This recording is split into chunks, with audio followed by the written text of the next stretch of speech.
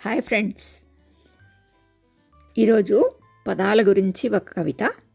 మనం అనుకుంటాము మనము కొంతమందితో మాట్లాడగానే స్నేహాలు పెరిగిపోతాయని, అలాగే కొన్ని మాటలు మాట్లాడడం ద్వారా మన బంధాలు అనుబంధాలు దూరం అయిపోతాయో ఏమో అని.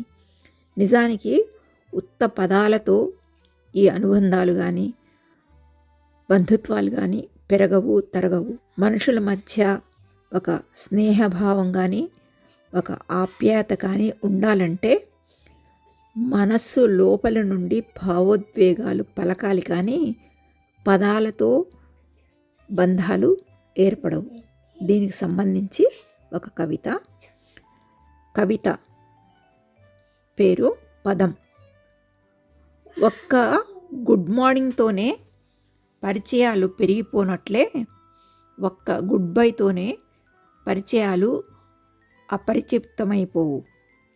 స్నేహాలు పెరగడానికి ఎన్నో శుభోదయాలు వెలగాలి.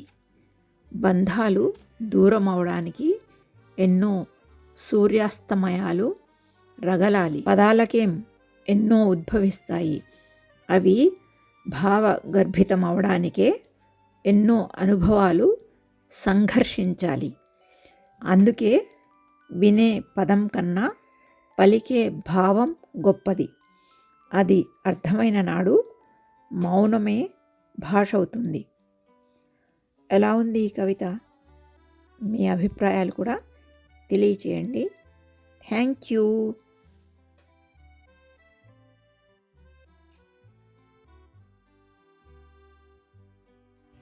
ఇంట్లోకి వెళ్ళగానే పెద్ద బంగ్లా, కారు చూసి ఆ ఇంట్లో వాళ్ళందరూ చాలా హ్యాపీగా ఉన్నారు అనుకోకూడదు. ఇంట్లోకి వెళ్ళగానే ఇలా పూల చెట్లు, నవ్వుతూ ఎదురొచ్చే పెద్దవాళ్ళు కనిపిస్తే అప్పుడు ఆ ఇంట్లో వాళ్ళందరూ చాలా హ్యాపీగా ఉన్నట్టు.